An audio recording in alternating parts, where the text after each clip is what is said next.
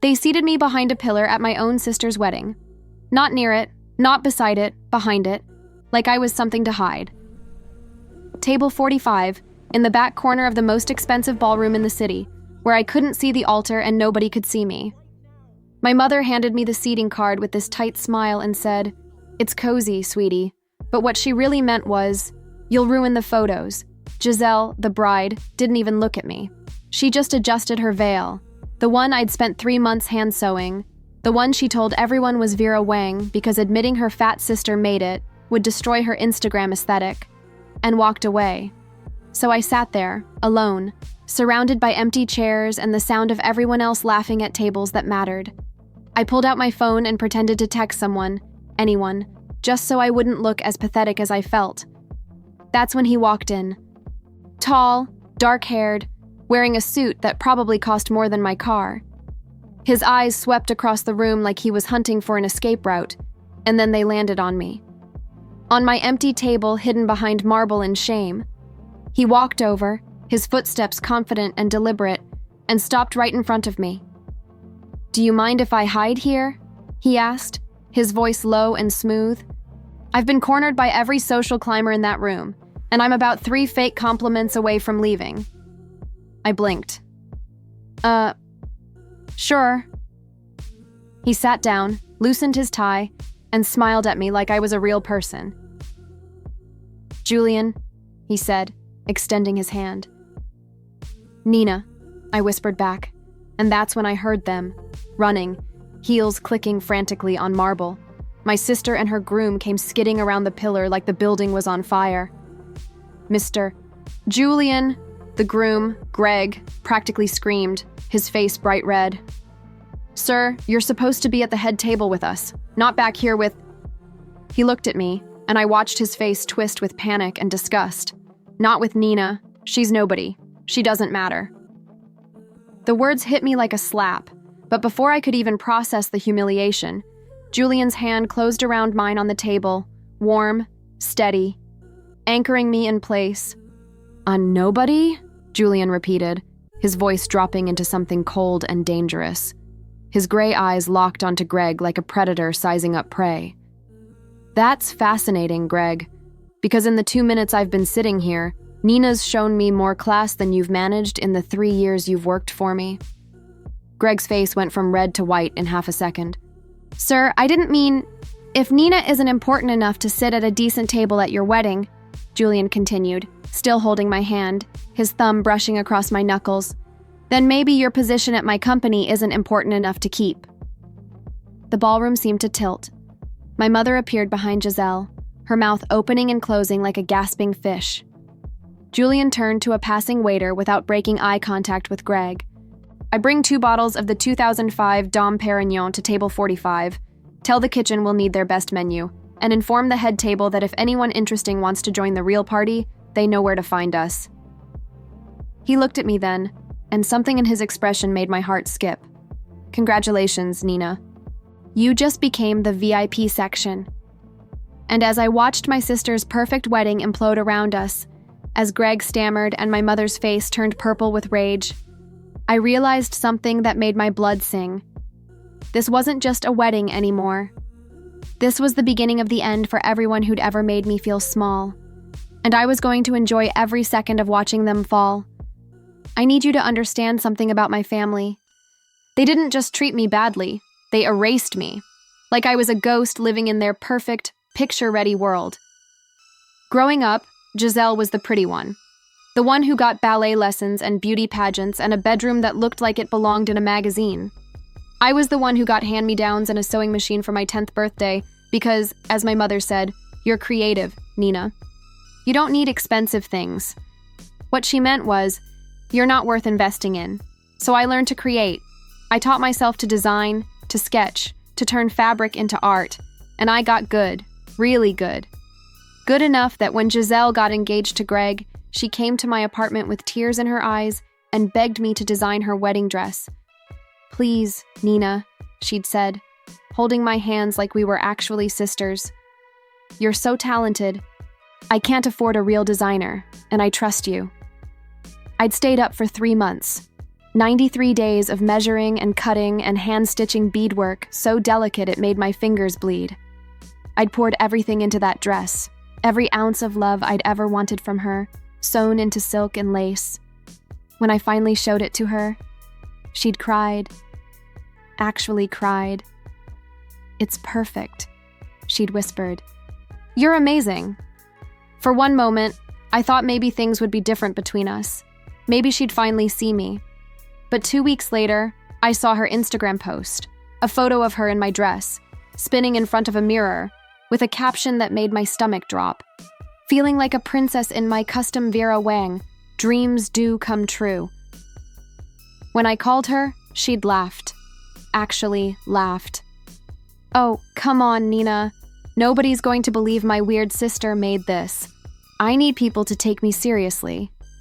And Greg was even worse. He worked at some big corporate firm, Julian's company, though I didn't know that then, and he was always complaining about how hard his job was, how much pressure he was under. What I didn't know was that he'd been stealing from me for 2 years.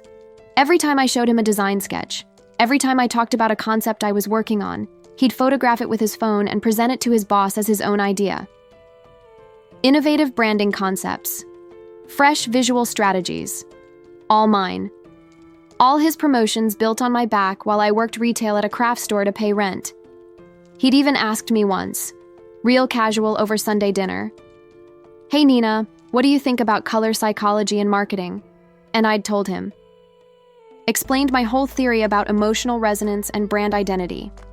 3 days later, he'd presented it in a meeting and gotten a raise. When I finally figured it out, when I saw one of my exact sketches in his portfolio on his laptop, I confronted him. You know what he said? "Who's going to believe you, Nina? You work at a craft store. I work at Julian & Co. Be realistic." So yeah. When I sat down at table 45, hidden behind that pillar, I wasn't surprised. This was how my family worked. Use Nina. Hide Nina. Pretend Nina doesn't exist. I'd accepted it.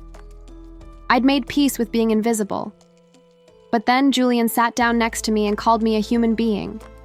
And something inside my chest cracked open. Something that had been locked away for so long I'd forgotten it was there. Hope. Dangerous. Terrifying hope. And as I watched Greg and Giselle scramble to save face in front of Julian, as my mother's carefully constructed social hierarchy started to crumble around us, I felt something else rising up inside me. Something hot and fierce and long overdue. I felt angry, and for the first time in my entire life, I felt like maybe, just maybe, I didn't have to smile and take it anymore. Maybe it was time to stop being invisible and start being seen. The thing about power is that it doesn't announce itself. It doesn't need to. Within 10 minutes of Julian sitting at table 45, the entire energy of that ballroom shifted. I watched it happen in real time, like dominoes falling in slow motion. First, it was Margaret Chen, some tech investor's wife who'd completely ignored me in the cocktail hour. She appeared at our table with this bright, fake smile, holding a glass of champagne. "Julian, I didn't know you'd be here. Mind if I join you?" She didn't even glance at me. Julian looked up at her, then at the empty chairs around us, then back at me. "Actually, Margaret, Nina, and I were just discussing art. Do you know anything about fashion design?" Margaret blinked. I buy fashion." "That's not the same thing," Julian said smoothly, turning back to me. "You were saying, Nina, about the symbolism in textile patterns." And just like that, Margaret was dismissed. She stood there for 3 awkward seconds before retreating, and I had to bite the inside of my cheek to keep from laughing. But Margaret was just the beginning. Within 20 minutes, table 45 became the place to be. A venture capitalist and his wife. A gallery owner. A best-selling author whose books I'd actually read. They all migrated to our corner, drawn by Julian's presence like moths to a flame, and suddenly the forgotten table behind the pillar was the center of the entire wedding. And me? I was sitting right in the middle of it. Julian kept pulling me into conversations, asking my opinion on everything from architecture to color theory, and every time I spoke, People actually listened. They leaned in. They asked follow-up questions. For the first time in my life, I wasn't the background character. I was real. Meanwhile, at the head table, Giselle's perfect wedding was dying. I could see her from my seat now. Someone had moved the floral arrangement, probably to get a better view of Julian, and her face was this mixture of rage and panic. Greg sat next to her, his jaw clenched so tight I thought his teeth might crack. My mother kept standing up and sitting down, like she couldn't decide whether to come over and insert herself or stay at the important table that was now completely empty except for them and some confused distant relatives. "Your sister looks upset," Julian murmured, leaning close enough that I could smell his cologne, something expensive and woodsy that made my brain short-circuit. "Should we be concerned?" "She's fine," I said, trying to keep my voice steady. "Giselle always gets what she wants." "Except tonight," Julian said, and there was something in his voice, something dark and amused, that made my stomach flip. "Tonight she tried to hide you, and instead, she made you the star of the show." He paused, studying my face. "That dress, by the way, the one she's wearing, it's extraordinary. The beadwork alone must have taken months." My heart stopped. You noticed the dress." "I noticed craftsmanship," he said simply. "That's not mass-produced. That's art. Who designed it?" And there it was. The moment I could lie, I could do what I always did, smile and deflect and let Giselle have her moment, or I could tell the truth. I looked across the ballroom at my sister, sitting at her empty head table in my dress, surrounded by people who'd already abandoned her for the more interesting table. The table she'd tried to hide me at. I looked at Julian, at those sharp gray eyes that saw everything, and I made a choice. "I did," I said quietly. "I designed it. I made every stitch by hand. It took me 3 months." Julian went very still. "You made that dress?" "Yeah." And she told everyone it was Vera Wang. It wasn't a question. Somehow, he already knew. I nodded, my throat tight. She said nobody would believe her sister made something that good. She needed people to take her seriously. For a long moment, Julian didn't say anything. He just looked at me, and I couldn't read his expression. Then he reached into his jacket pocket and pulled out a business card. Heavy cardstock, embossed lettering. Julian Cross, CEO, Julian & Co. "I want you to come to my office Monday morning," he said, pressing the card into my hand. "Bring your portfolio, everything you've ever designed. I'm looking for a new creative director, and I think I just found her." My brain stopped working. What? "You heard me." His smile was slow and devastating. "Unless you'd rather keep letting your family steal your light." And that's when Giselle appeared at our table, her face flushed and her voice too loud. "Nina, can I talk to you? Privately?" But she wasn't looking at me. She was staring at the business card in my hand like it was a live grenade. And something in her eyes told me she knew exactly what was happening. She knew I was about to have something she couldn't take from me. And God help me, I loved watching her realize it. The reception ended at midnight, but I didn't want it to end. For the first time in my life, I'd felt like I mattered. Like I was more than just the disappointing sister, the invisible one, the girl behind the pillar. Julian had stayed at table 45 the entire night, and we'd talked about everything. Art, design, the psychology of color, why most corporate branding felt soulless. He'd listened to me, actually listened. Not the polite nodding my family did before changing the subject. Real attention, the kind that made me feel like my thoughts were worth something. When the lights came up and people started filtering out, Julian walked me to the coat check. "Monday, 10 A. He said, his hand resting lightly on my lower back. "Don't be late, Nina. I have a feeling you're going to change everything." I clutched his business card like a lifeline and nodded, not trusting my voice. Then he was gone, and I was alone in the lobby, trying to process what had just happened. That's when I felt her. My mother. She appeared beside me like a heat-seeking missile.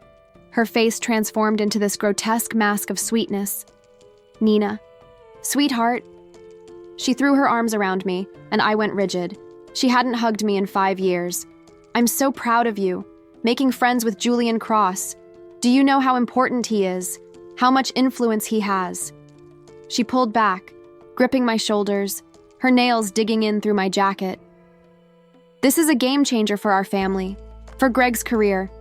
You need to put in a good word for him, help him get promoted. No. The word came out of my mouth before I could stop it. My mother blinked. What? I said no. Something was uncoiling in my chest, something that had been compressed and suffocated for 28 years. You sat me behind a pillar, Mom. You literally hid me at my own sister's wedding because you thought I'd ruin the aesthetic. And now you want me to help Greg? The same Greg who just called me nobody important in front of everyone. Her face hardened. Nina, don't be dramatic. It was just a seating arrangement. It was a message, I interrupted, and my voice was shaking but strong. You've been sending me that message my entire life, that I'm not good enough, not pretty enough, not worth the investment. Well, guess what? Julian Cross thinks I'm worth something. He thinks I'm talented. And I'm not going to waste that opportunity helping the family that spent decades making me feel worthless. My mother's mouth opened and closed. Behind her, I saw Giselle standing in the doorway, still in my dress, her face pale. After everything we've done for you, my mother started. What have you done for me? I felt tears burning behind my eyes, but I refused to let them fall. Not here, not now. You gave Giselle everything and gave me scraps. You let her take credit for my work. You let Greg use me.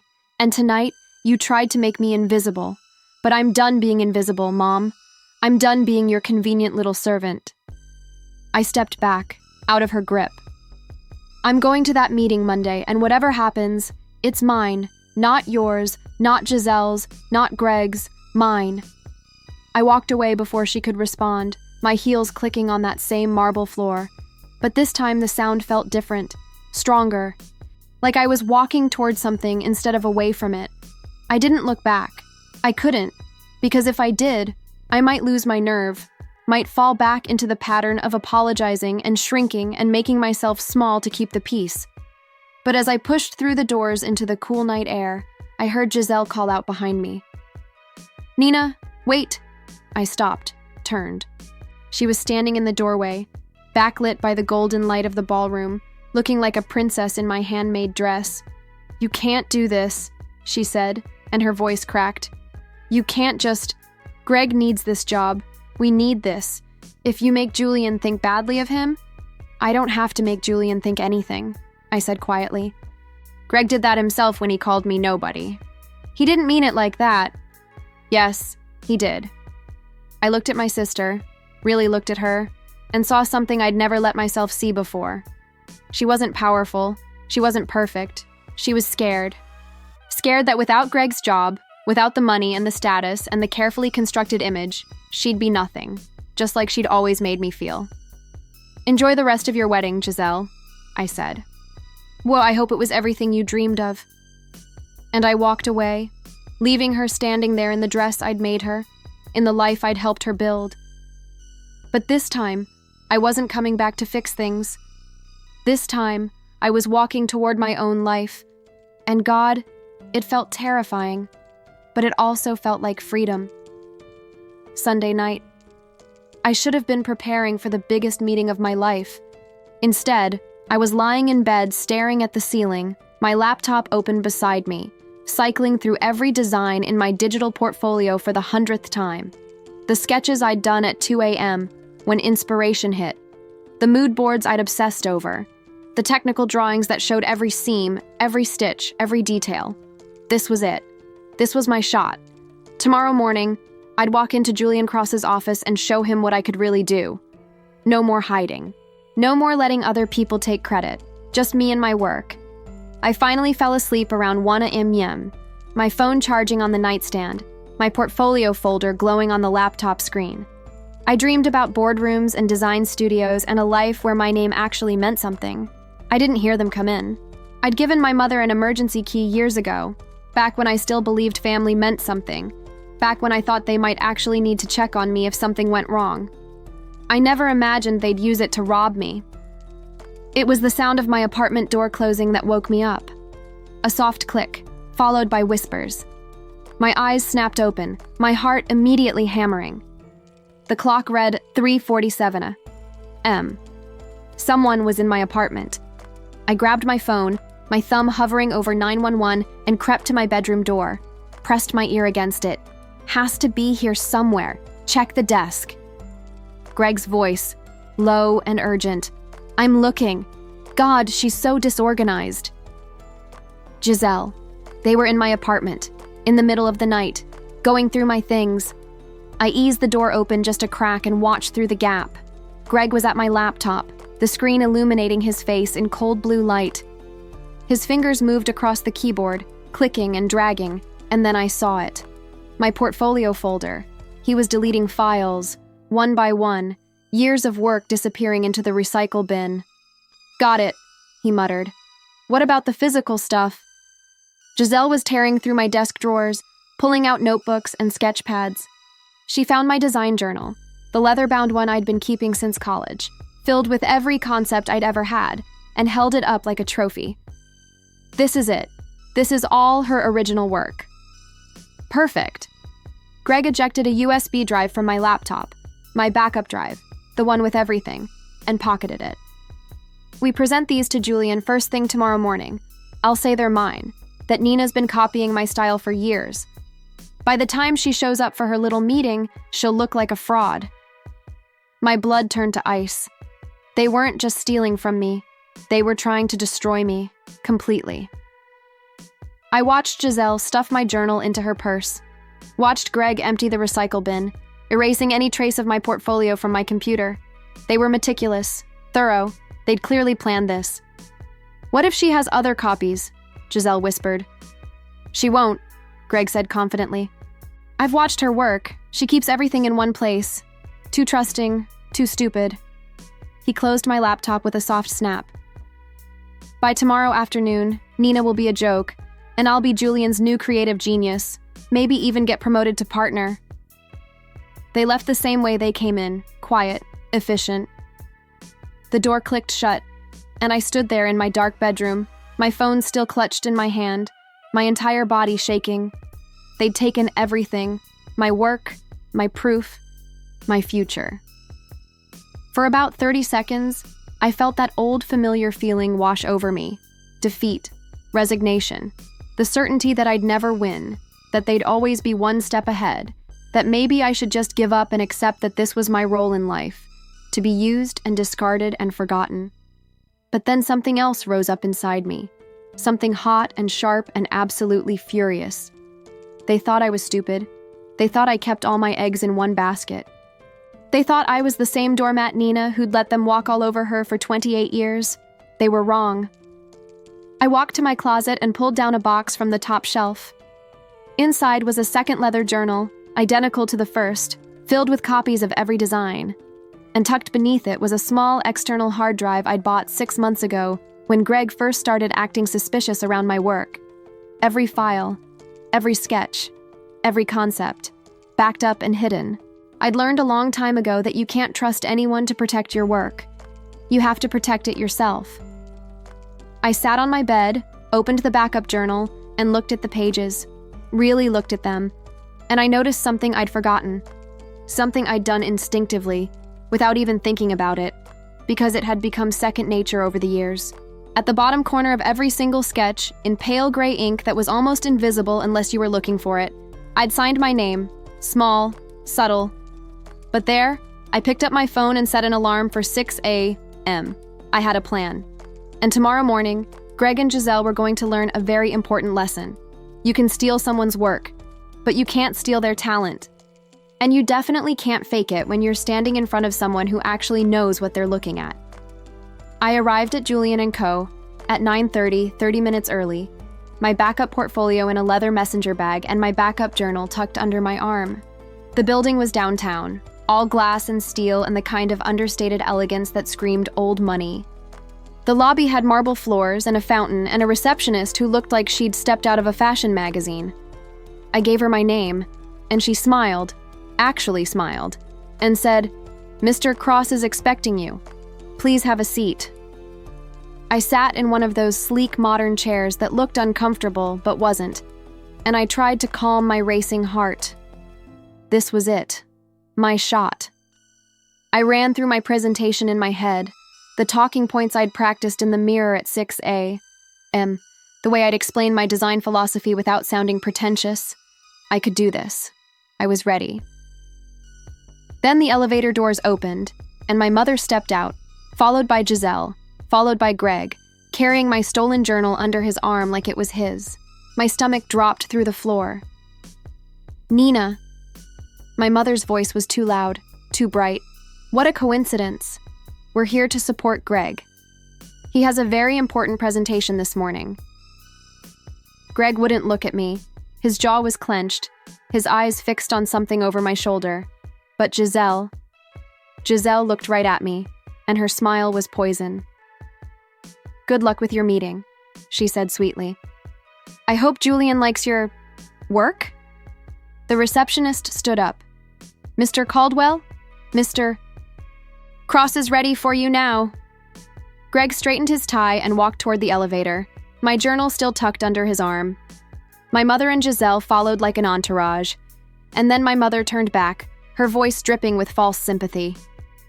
Oh, Nina, didn't the receptionist tell you? Your meeting's been pushed back. Something came up. You'll have to wait. The elevator doors closed on their faces, and I stood there in the lobby, my entire body numb. He'd gone in before me. Greg was up there right now, presenting my work as his own.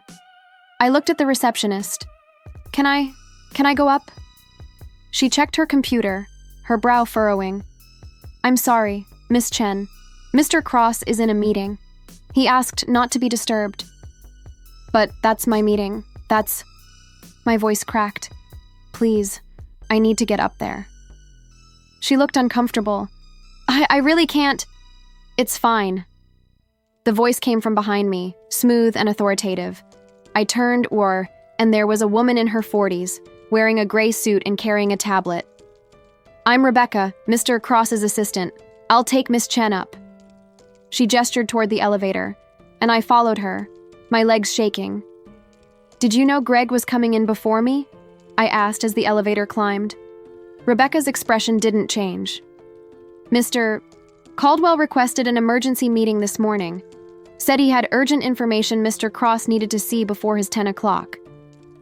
Her eyes flicked to me. But between you and me, Mr. Cross doesn't like surprises or people who jump the line. The elevator opened onto the executive floor, and I heard Greg's voice before I saw him, confident, animated, explaining something with enthusiasm. Rebecca led me to a glass-walled conference room, and my heart stopped. Greg was standing at the head of a massive table, my journal open on a projector, my designs blown up on a screen the size of a car. Julian sat at the far end, his expression unreadable. My mother and Giselle were seated along the side, beaming like proud parents.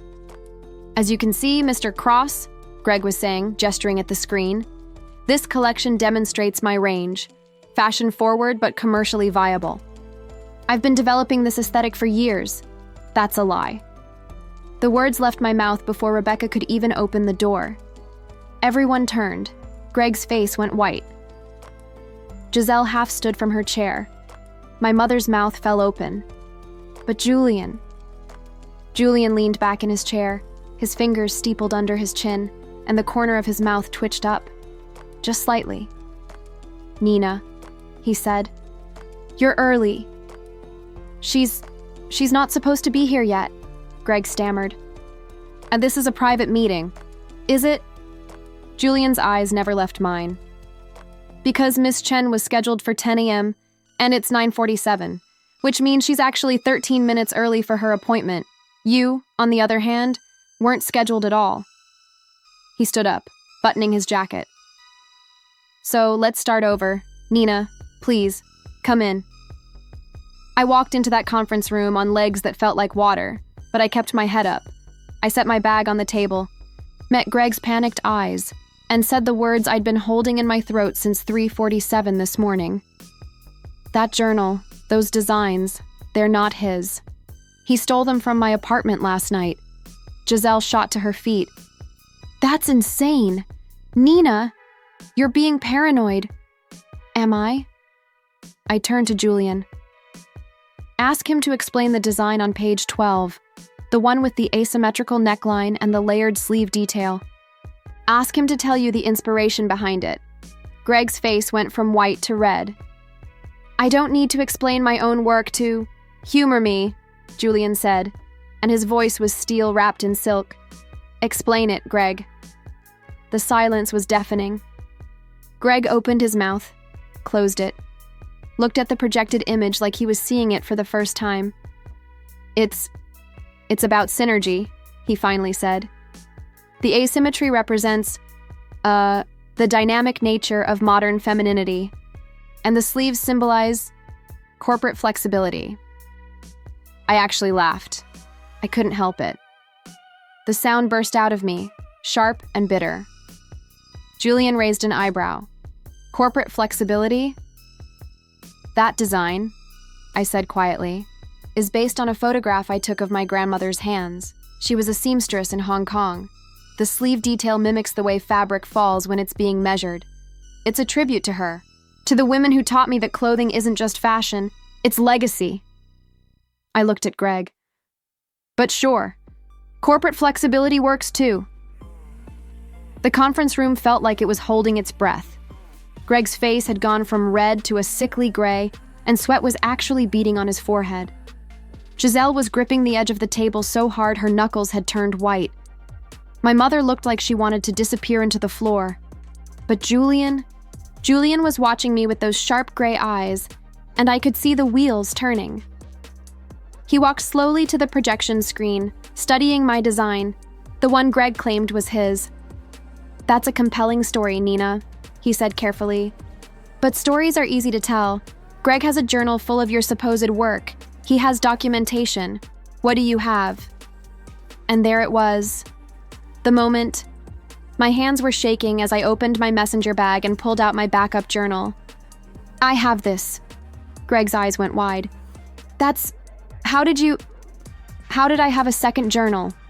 I set it on the table, my voice steady, despite the adrenaline coursing through my veins. Because you're not the only one who plans ahead, Greg. And unlike you, I actually created this work, which means I know every detail, every intention, every secret hidden in these designs. I opened to a page, a different design, one of my favorites, a cocktail dress with intricate beading that formed a pattern most people wouldn't notice unless they were looking for it. Mr. Cross, if you look at Greg's stolen journal and compare it to mine, you'll see they're identical. Same sketches, same notes, which proves he took mine. But that's not the interesting part. I pulled out my phone and opened the flashlight app. The interesting part is what he didn't know to look for. Julian moved closer, intrigued. And what's that? When I was in design school, one of my professors warned us about intellectual property theft. She said the industry was full of people who'd steal your work and pass it off as their own, so she taught us a trick. I held my phone's light at an angle to the page in my backup journal. You sign your work in a way that's nearly invisible, unless you know where to look. The light hit the paper, and there it was. In the bottom right corner, written in pale gray ink that was almost the same shade as the paper itself, so subtle you'd miss it if you weren't searching, were my initials, N.C. Nina Chen. I flipped to another page. Same thing. Another page. There it was again. 47 pages. 47 signatures. Now check his journal, I said quietly. The one he stole from my apartment. Check every page. Rebecca, Julian's assistant, stepped forward and opened the stolen journal. She angled it under the conference room lights, squinting. There, she said, pointing. Bottom right corner. N.C. She flipped pages. N.C. again. Every single page has the same initials. Julian turned to Greg with an expression that made my blood run cold, and I wasn't even the target of it. Would you like to explain why your original work is signed with someone else's initials, Mr. Caldwell? It's a mistake, Greg stammered. Maybe she copied my work and signed it, trying to No, Julian's voice cut through the room like a blade. Because there's an easy way to verify this. Nina, tell me something about this design that isn't written in the notes, something only the creator would know. I looked at the cocktail dress on the screen. I'd drawn it 2 years ago, at 3 a.m. after a nightmare about my grandmother's funeral.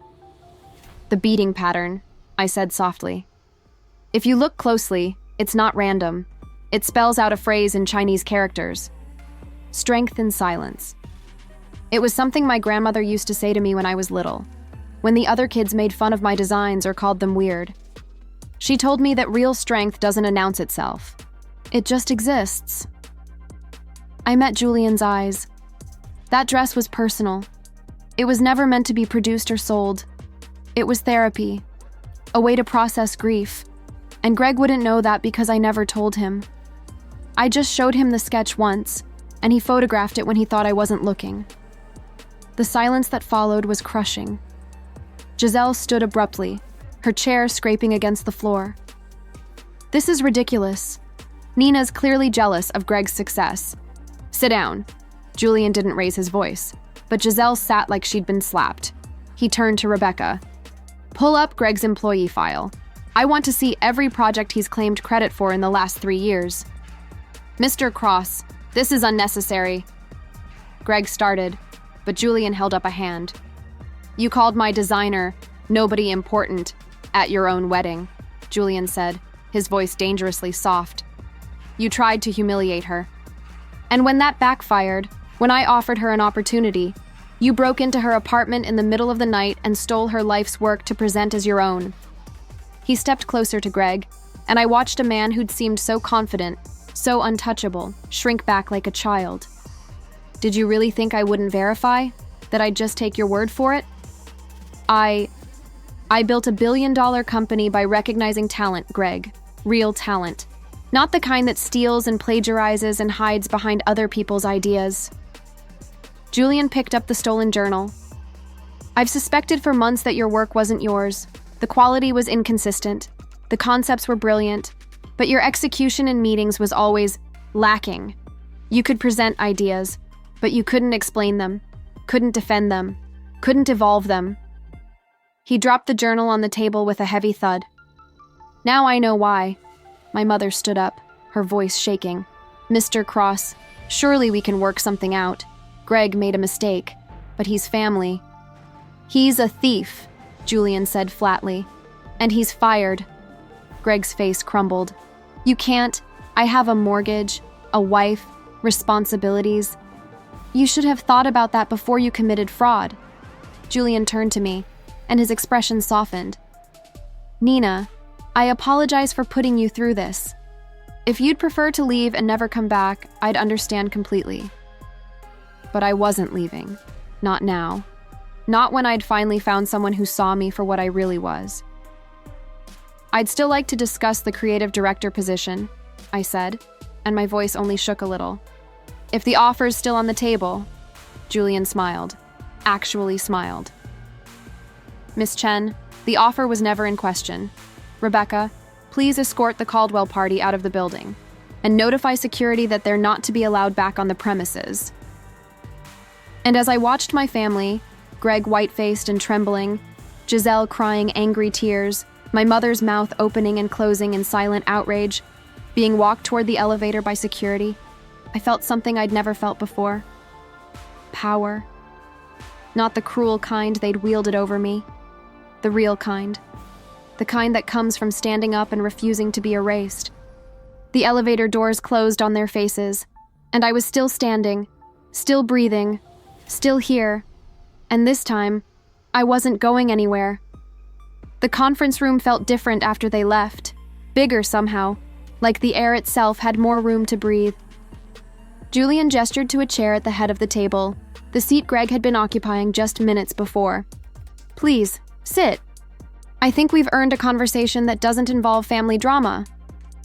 I sat, my legs finally giving out, and Rebecca appeared with 2 cups of coffee like she'd been reading my mind. Julian took a sip of his, studying me over the rim. How long has he been stealing from you? 2 years, I said quietly. Maybe longer. I didn't realize it at first. He'd ask me questions about design theory, color psychology, brand identity. I thought he was just interested, that maybe we were connecting, that I finally had someone in the family who actually valued what I did. I laughed, but it came out bitter. Turns out he was just mining me for ideas he could present to you. Julian set down his coffee, and something dark flickered across his face. Rebecca, pull up the Henderson project from last year, the rebranding campaign Greg presented. Rebecca's fingers flew across her tablet. A moment later, the projection screen filled with a presentation. Bold colors, clean lines, a logo that felt both modern and timeless. I felt my stomach drop. "That's mine," I whispered. I drew that. I showed it to him at Sunday dinner. He said it was interesting and asked if he could take a photo to remember the concept. I thought he was being supportive. "He presented this to the board as his own original work," Julian said, his voice tight with controlled anger. "We paid him a $50,000 bonus for it. The Henderson account is now worth $3 million annually." $50,000 for my work, while I was making $11 an hour at a craft store, cutting fabric samples for customers who treated me like I was invisible. "How many?" I asked. "How many of his projects were actually mine?" Rebecca pulled up file after file, branding concepts, marketing campaigns, visual strategies. I recognized my handwriting in the margins of Greg's notes, my color palettes, my design philosophy twisted into corporate speak. Approximately 70% of his portfolio over the last 2 years, Rebecca said clinically. The other 30% is mediocre at best, derivative, clearly not the same caliber. Julian stood and walked to the window, his hands clasped behind his back. For a long moment, he just stared out at the city below. "I'm going to be honest with you, Nina," he finally said. "This is a nightmare for my company. Greg Caldwell has his name on dozens of high-profile projects. If this gets out, if clients discover the work they paid for was actually stolen intellectual property, it could destroy relationships we've spent years building." My heart sank. Here it comes, I thought. He's going to ask me to stay quiet, to take a payoff and disappear so his company doesn't suffer. "But," Julian continued, turning to face me, "I didn't build this company by protecting thieves or sweeping problems under the rug. I built it on integrity and talent, real talent." He walked back to the table and sat across from me, his gray eyes intense. "Here's what's going to happen. First, Greg is terminated effective immediately. No severance, no references, and if he tries to work in this industry again, I'll make sure everyone knows exactly what he did. Second, we're going to review every project he's touched. Every client will be informed that there was a personnel change, that the original creator is now leading the work, that original creator being you." I blinked. "Me? You created it. You deserve credit for it, and compensation." He nodded to Rebecca. "Calculate what Greg was paid in bonuses and commissions for projects we can definitively trace back to Nina's work. I want a check cut by end of business today."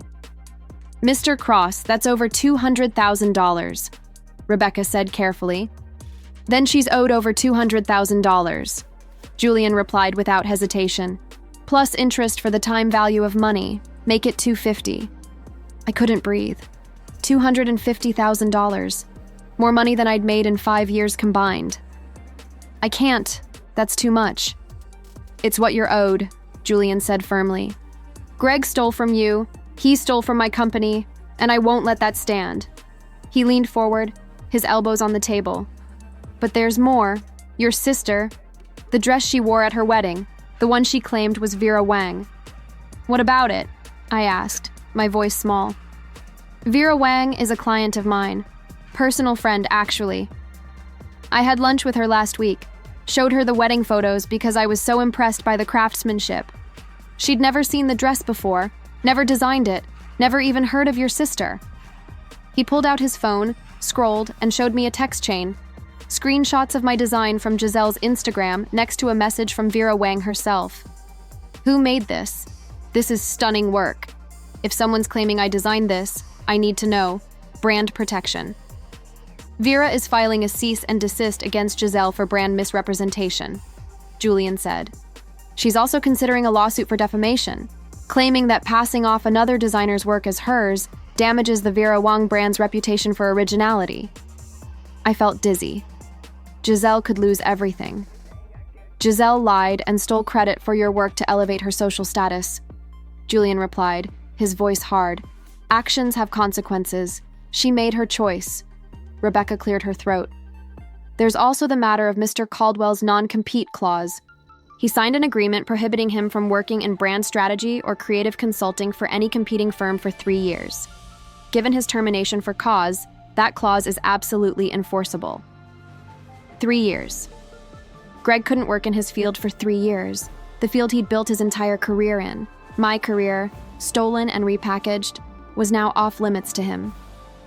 What will he do? I asked, and I hated that part of me still cared. Julian's expression didn't soften. That's not your problem, Nina. He made his choices. He stole. He lied. He humiliated you in public. Now he gets to live with the consequences. He stood and extended his hand. Now let's talk about your future. I want you as creative director, full benefits, corner office, a team of designers reporting to you. Starting salary is $300,000 with performance bonuses.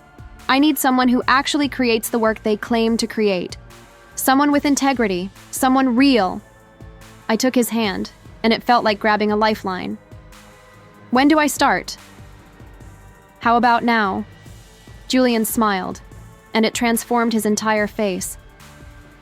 Rebecca, have the contracts drawn up, and someone get maintenance up here. We need to clear out Greg's office by noon. It's Nina's now. As I walked out of that conference room an hour later, contract signed and my new key card in my pocket, I passed by the lobby. Through the glass doors, I could see them.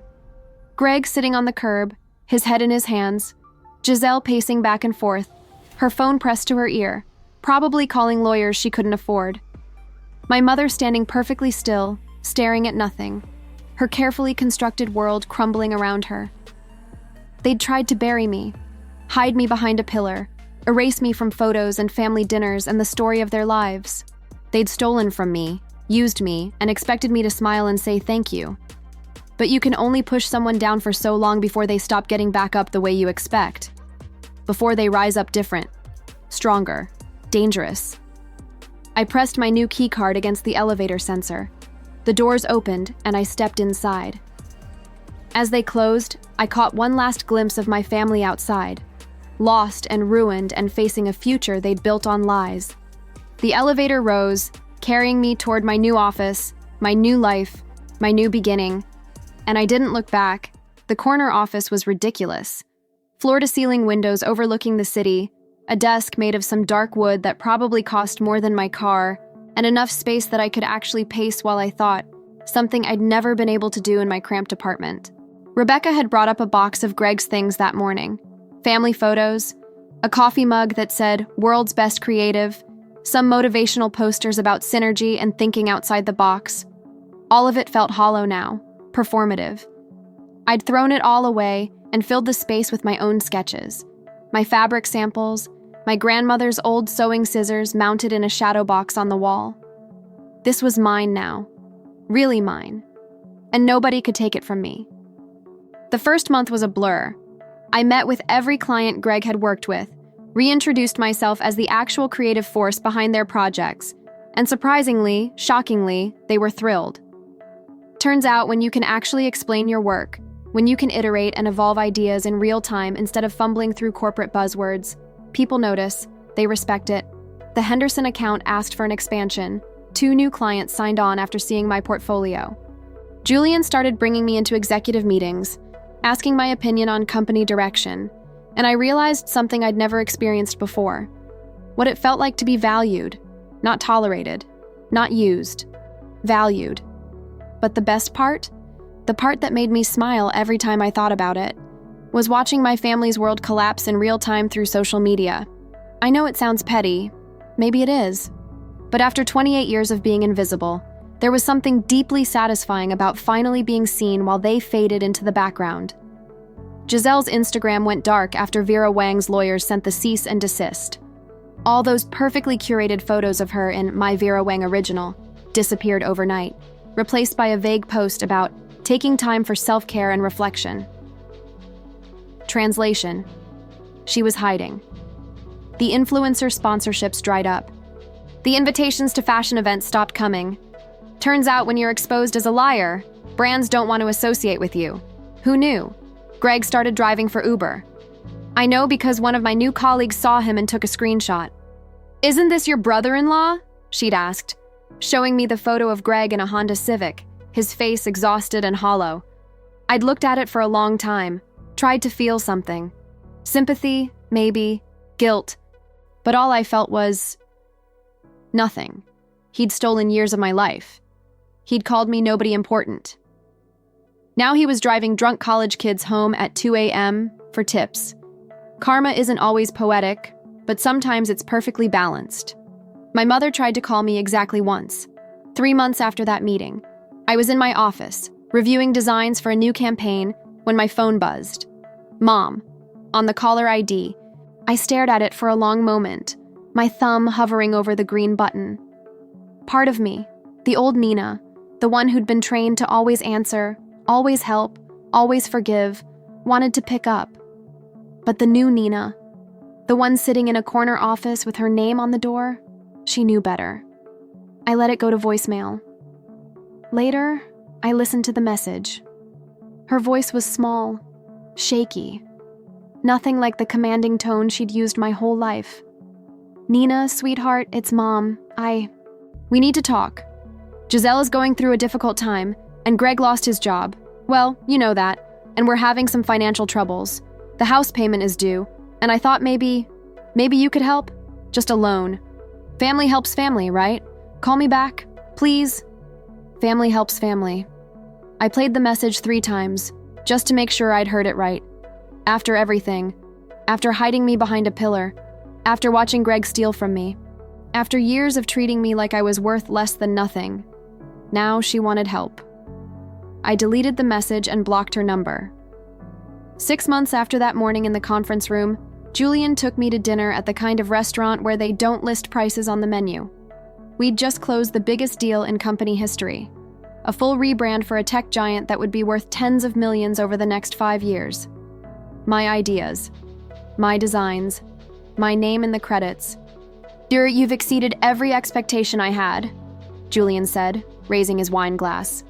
And my expectations were already high. I clinked my glass against his, and something passed between us. Something that had been building for months, lingering looks in meetings, hands brushing when we reviewed designs, conversations that lasted long after everyone else had gone home.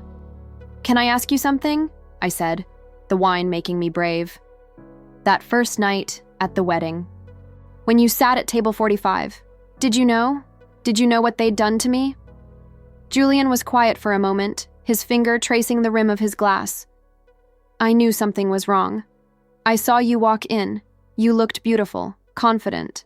And then I watched your family intercept you, watched your face fall. I followed you to that table and saw you sitting alone, trying so hard not to cry." He met my eyes. I sat down because I couldn't stand watching someone be treated like they didn't matter. And then I started talking to you, and I realized something. "What?" I asked, my heart pounding. "That you were the most interesting person in that entire ballroom. Maybe the most interesting person I'd met in years. And everyone around you was too stupid or too cruel to see it." He reached across the table and took my hand, his thumb brushing across my knuckles exactly like he had that first night. "They tried to hide you, Nina, but all they did was make you easier to find." We left the restaurant and walked through the city, his hand in mine, and I felt something I'd never felt before. Not just happiness, not just success, freedom. Freedom from the weight of other people's opinions. Freedom from trying to earn love from people who'd never give it. Freedom to be exactly who I was, unapologetically and completely. My phone buzzed in my purse. I almost ignored it, but something made me look. A text from an unknown number. "Nina, it's Giselle. I know you blocked Mom. I know you hate us. But please, Greg and I are losing the house. We need help. You're making so much money now. Can't you spare something? For family?" I showed the text to Julian. He read it, his jaw tightening. What are you going to do? I looked at the message for a long time. Thought about the girl I used to be, the one who would have sent money immediately, who would have bankrupted herself to save people who'd never save her. Then I thought about the woman I'd become, the one with her name on a corner office door, the one holding hands with a man who saw her as an equal, the one who'd finally learned that family isn't about blood, it's about respect. I typed out a reply, "I'm busy designing my future. Try calling the marble pillar. I hear it has great structural support." I hit send, blocked the number, and slipped my phone back into my purse. Julian laughed, really laughed, and pulled me closer. "Remind me never to cross you." "Too late," I said, standing on my toes to kiss him. "You already sat at my table. You're stuck with me now." And as we walked through the city, the lights reflecting off glass towers and the future spreading out before us like an unwritten story, I realized something. They'd tried to make me invisible, but you can't hide a star. You can put it behind a pillar, push it to the shadows, tell it that it doesn't belong in the sky. But eventually, the darkness lifts, the obstacles crumble, and the star shines exactly as bright as it was always meant to. Brighter, even, because it learned how to burn on its own. A year later, I stood in my office, looking out at the city skyline as the sun set behind the buildings, painting everything gold and orange and impossible. My design team had just left after celebrating our third major award of the year. There was champagne on my desk, congratulatory emails flooding my inbox, and a text from Julian asking if I was ready for dinner. I pulled up Instagram on my phone, something I rarely did anymore, and searched for Giselle's account out of curiosity. It was still there, but different. No more fashion influencer content. No more perfectly curated photos of brunch and designer bags. Just occasional posts of her working at a department store, selling the kind of clothes she used to mock me for wearing. The last photo was from 2 weeks ago. Her and Greg in a small apartment, captioned with something about new beginnings and finding strength in adversity. No likes. 3 comments, all from people I didn't recognize. I closed the app and looked at my reflection in the window. The woman staring back at me wasn't the girl who'd been hidden behind a pillar. She was confident, powerful, free. They'd tried to bury me in the shadows because they were terrified of what would happen if I ever stepped into the light. They needed me small so they could feel big. They needed me silent so their lies could echo. They needed me invisible so nobody would notice they had nothing real to offer. But here's what they didn't understand about shadows. They only exist because something is blocking the light. Remove the obstacle, and the light floods through. They thought they were my ceiling. Turns out they were just in my way. And once I moved them aside, God, the view was incredible. My phone buzzed. Julian. Reservation in 20 minutes. Don't keep me waiting, creative director. I grabbed my coat, took one last look at my office, at my designs on the walls, my name on the door, my future spread out before me like a red carpet, and smiled. They'd wanted me to disappear. Instead, I became unforgettable. You know, I used to think family meant blood, that it meant loyalty no matter what, that it meant forgiving people who hurt you because that's what you're supposed to do. But I learned something important that night behind the pillar. Family isn't who you're born to. It's who sees you, really sees you, and chooses to stay. It's the people who make space for you at their table instead of hiding you behind the marble. And sometimes the best revenge isn't destruction. It's construction. Building a life so beautiful, so authentic, so completely yours that the people who tried to tear you down can only watch from a distance and wonder how they ever convinced themselves you were the problem. I walked out of my office, into the elevator, and down to the lobby where Julian was waiting. He smiled when he saw me, took my hand, and we walked out into the evening together. Equal, partners, real. They tried to hide me in the shadows. But they forgot something important. It's in the darkness that stars shine brightest. And once you learn how to burn on your own, nobody can ever dim your light again. But speaking of families who forget where people belong, imagine if your family didn't just hide you behind a pillar at a wedding. What if they forgot to invite you to Christmas, year after year after year? And then one December, They decided to rent a $50,000 luxury chalet in the mountains for the perfect family holiday, posting about it constantly, making sure you knew you weren't invited. They thought they were living their best life, laughing about your absence in your childhood home. But here's the thing they didn't know. You owned that chalet, and you were watching every single post, every photo, every cruel joke. And when they arrived, bags packed and champagne chilling, ready to celebrate without you, you were waiting, with the cancellation paperwork, in the middle of a blizzard. Let's just say their perfect Christmas got very cold, very fast.